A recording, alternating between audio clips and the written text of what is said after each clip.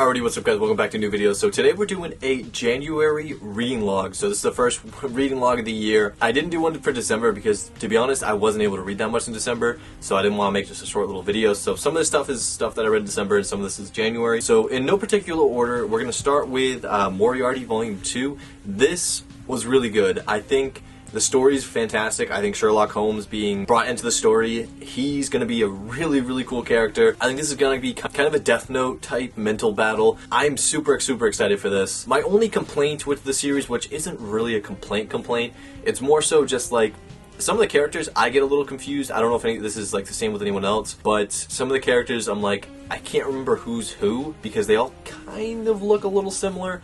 I don't know if anyone's talked about that yet before, but that's my opinion on it. But yeah, I'm definitely going to be continuing on with the series. I am very excited. Next, we'll get into the Shuzo Oshimi works. So we have Inside Mari. I finished up to Volume 6. Got a lot better. I'm not going to lie. I was not feeling the series. I was not a huge fan of it. It just didn't feel super realistic at the beginning, and I think that's kind of why I like some of his manga, because it's very psychological manga, but it's also semi-realistic, I guess, kind of. I don't know, maybe not. But either way, I think definitely Volume 6, but maybe even Volume 5 is when it starts. Things just go kind of crazy, and a lot of rules that the main protagonist was making for himself, or now herself, he's now breaking them, and I am very interested to see where this work goes. I've read a lot of Oshimi work as of recent, so it's kind of unpredictable. It can be absolutely crazy, or it can be just very chill, so I'm very excited to see the next volume of this. Now, next we have Blood on the Tracks Volume 4, and this was pretty good. I really enjoyed the series. This volume was pretty good.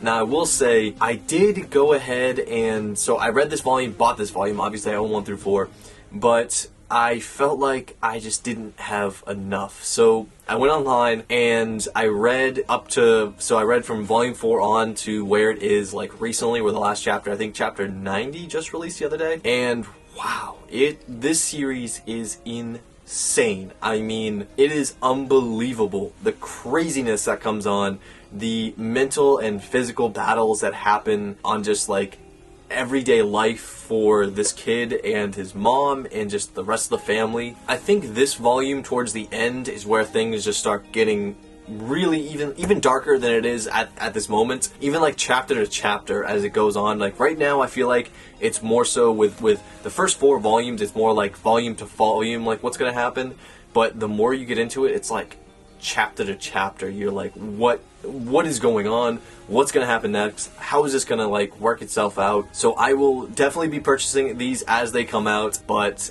Oshimi, man, I just with his mangaka, I don't know if I can wait volume to volume. So yeah, I did go ahead and skip ahead, and I guess I can tell you guys that this is absolutely 100% worth picking up. It's not finished yet, but even so, I mean, if you haven't picked these up, pick these up. Next we have Kaiji. So this is Omnibus 2, and I really enjoyed this.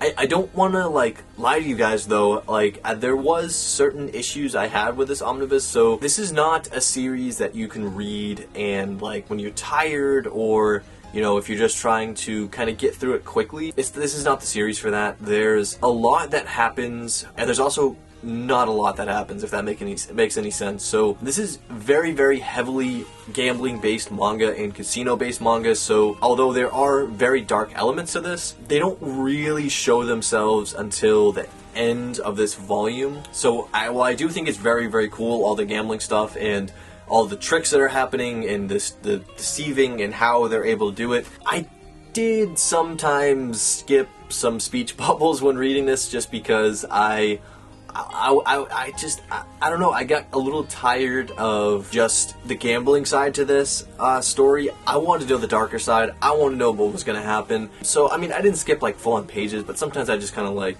skim through maybe a page or two here and there. But personally, at the end, I think it was absolutely worth it. I mean, I enjoyed the whole volume, but you know, there's just a couple things I need to skip through. But next up, we have Rent-A-Girlfriend Volume 4. You guys know I already like this series. The series is very funny. Wasn't expecting to get into it.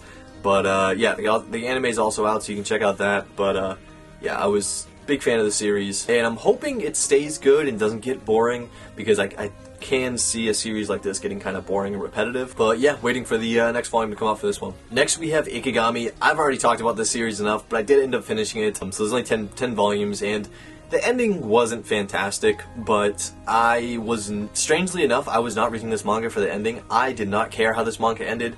I was reading this for all the side stories that this manga brought, which was every single chapter. I loved everything about this except kind of the ending. But once again, the ending did not affect like my rating for this if I were to rate it. And like I've been saying, if you are watching my recommendations on this manga, get the first volume, read the first volume. You'll be able to decide, okay, is this for me or am I not really feeling this? Because every volume is very similar to the first volume, so if you enjoy the first volume, you're probably going to enjoy all the other ones. But if you don't enjoy the first volume, you're probably not going to enjoy the other volume. But yeah, I'm happy a lot more people are getting to this. And then next, I talked about actually these two series a little bit in my last haul, but I have a review coming for one of them and a first impression coming for the other one. So this one, the review's already out, so Blue Period Volume 2, I'm up to Volume 2, waiting for Volume 3 to come out. But yeah, if you want my in-depth opinion, then go ahead and watch that video.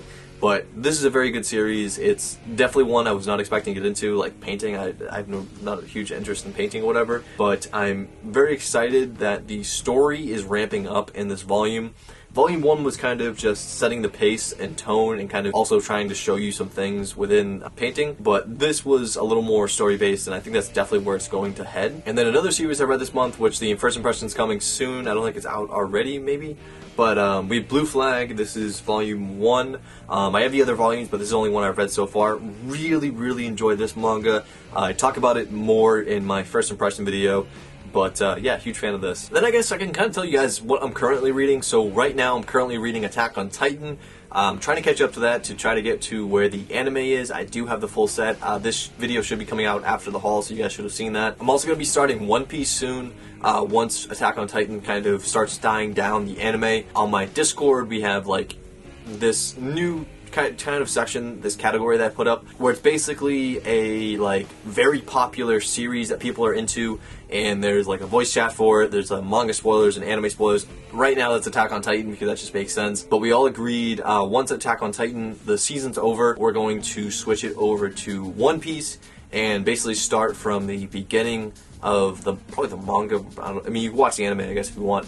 But I think most of us are going to start from the manga and read through it, or for some people reread through it. And then another manga which I read, which I want to make a separate video on because I really, I mean, you guys know how much I like Shuzo Oshimi's manga, and you guys know how much I like The Drifting Classroom. Well, I recently read one of his series, which is not translated in English yet, but it's called The Drifting Net Cafe, and wow, that was absolutely insane. Probably one of the most insane manga that I've read in terms of like a shorter manga. I definitely would not recommend it for everyone. There's a lot of non-consensual scenes. There's a lot of just craziness that ensues. But I don't want to talk about it too much because I do want to make a separate video, which, like, you know, probably the first half is no spoilers. Second half will have some spoilers because I want to talk about it. But yeah, I've been, like I said, I've been really getting into Shuzo Oshimi, and I've also, like I've said, I'm really into Shuzo Oshimi, and I've kind of been a fan of him for a while now after I read Flowers of Evil and Happiness, and now I'm kind of getting into some of his other non-translated works only because I think certain series like The Drifting Net Cafe, although it was really, really good in my opinion, I think the level of sexual assault and, you know, just regular violence and everything that's in it, I just don't know if that's going to get an English print. So yeah, let me know what you guys have read this month. I'm interested to, you know, always know what people are up to and, you know, different series that people read. And yeah, that's going to be it for this video, so I'll catch you guys later.